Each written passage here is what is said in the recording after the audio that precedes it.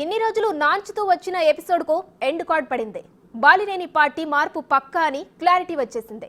జగన్కు ఆయన రాజీనామా లేఖ కూడా పంపించారు. గురువారం జనసేన చీఫ్తో ఆయన భేటీ కానున్నారు.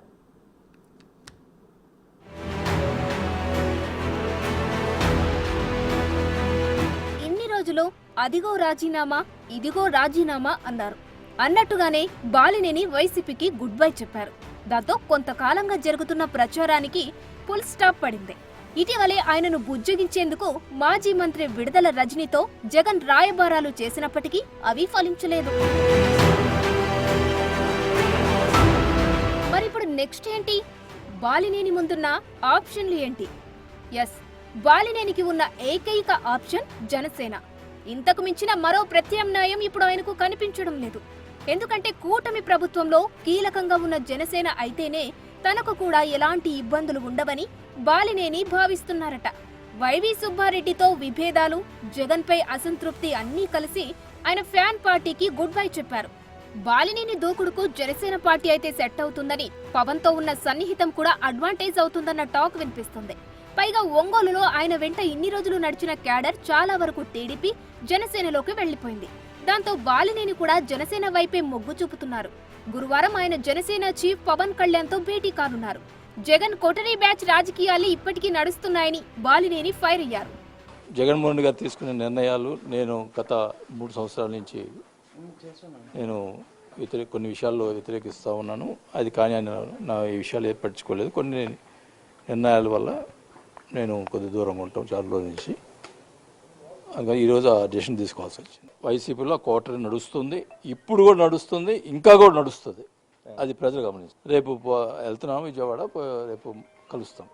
అది మటుకి అది కూడా వాళ్ళే క్రియేట్ చేశారు. నేను అసలు నేను హైదరాబాద్లో ఉంటే ఢిల్లీలో పోయి నేను ఆ స్టేట్మెంట్ ఇచ్చారని చెప్పి ప్రచారం పెట్టారు. అసలుకి నాకేం అవసరం, తల్లి కాంగ్రెస్ పిల్ల కాంగ్రెస్కి కలుస్తుందని చెప్పటం, ఇట్లాంటి చీప్ ట్రిక్స్ చేసి వాళ్ళే కొంతమంది మీరు చెప్పారు కదా ఏదైతే కోటరీ ఉందో వాళ్ళే కొంతమంది, నేను ఉండటం కూడా ఇష్టం లేదు పార్టీ వైసీపీలో, వాళ్ళే క్రియేట్ చేసి వాళ్ళే చేశారు. అసలు నేను ఏ ప్రెస్కి చెప్పలేదు, నేను ఏది మాట్లాడలేదు. చెప్పుంటే ఎవరైనా చెప్పండి, నేను ఎవరైనా ఎక్కడన్నా మాట్లాడానని చెప్పండి. వాళ్ళే క్రియేట్ చేసి వాళ్ళే ఇది చేశారు. నాకు ఇవన్నీ చూసి అసహ్యమే. బాలినేని ఒంగోలు నుంచి 5 సార్లు ఎమ్మెల్యేగా గెలిచారు. జగన్ ప్రభుత్వంలో తొలి క్యాబినెట్ లో మంత్రిగా కూడా పనిచేశారు. గత కొంతకాలంగా వైవి సుబ్బారెడ్డితో పలు విభేదాల కారణంగా ఆయన అధిష్టానంపై తీవ్ర అసంతృప్తిగా ఉన్నారు. 2.5 ఏళ్ల పాటు పనిచేసిన తర్వాత ఆయనను మంత్రి పదవి నుంచి తొలగించిన నేపథ్యంలో కూడా బాలినేని జగన్ పై అసంతృప్తిని వ్యక్తం చేశారు. ఒంగోలు ఎంపీగా మాగుంటనే ఉంచాలని బాలినేని పట్టుబట్టారు. కానీ జగన్ చిత్తూరు నుంచి చెవిరెడ్డిని తీసుకొచ్చారు.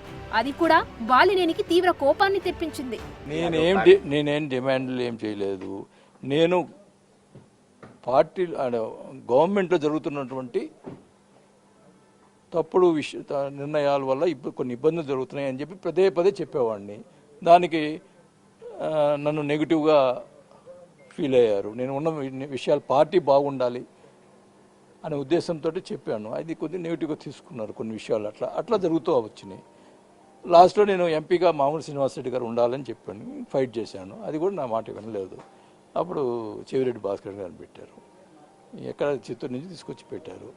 మరి ఆయన ఇప్పుడు ఆయన పెద్ద నాయకుడు అనే ఫీలింగ్ ఉంటే మనం ఏం చేస్తాం? చెవిరెడ్డిని ఒంగోలులో ఎంపీగా గెలిపించాలి.